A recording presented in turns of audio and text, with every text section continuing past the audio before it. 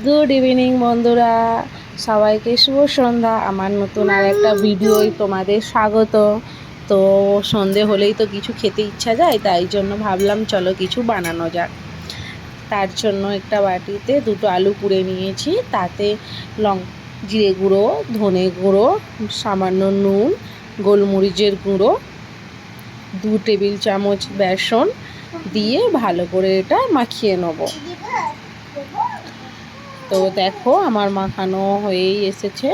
তো অন্যদিকে আমি একটা সসপ্যান বসিয়ে তাতে 2 টেবিল চামচের মতো তেল দিলাম, দিয়ে তেলটা এদিক ওদিক ঘুরিয়ে নিচ্ছি যাতে পুরো চাটুটাতে লেগে যায়। তো এরপর আমি এতে পাউরুটিগুলো দিয়ে দেবো। ভালো করে পাউরুটিগুলো যাতে ভাজা হয়, এপিট ওপিট দুপিটি ভালো করে ভেজে নেব।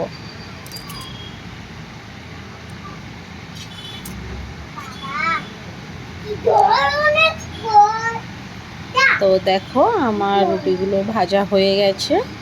তো এবার অন্যদিকে একটা সসপ্যান বসিয়ে দেবো, বসিয়ে যে আগে থেকে যে ব্যাটারটা করে রেখেছিলাম সে ব্যাটারটা ভাজবো।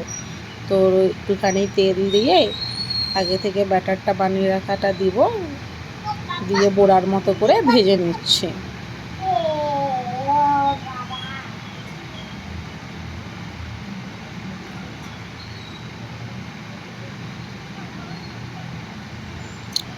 তো দেখো আমার ভাজা হয়ে গেছে।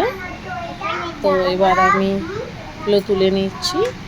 অন্যদিকে একটা বাটিতে একটু টমেটো সস, 2 চামচ মিউনিস অ্যাড করে দেবো।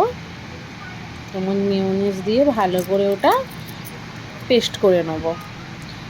এরপর যে আগে থেকে ভেজে রেখেছিলাম রুটিগুলো, তার উপর হালকা করে মিউনিসগুলো আমি আগে থেকেই লাগিয়ে নিয়েছি।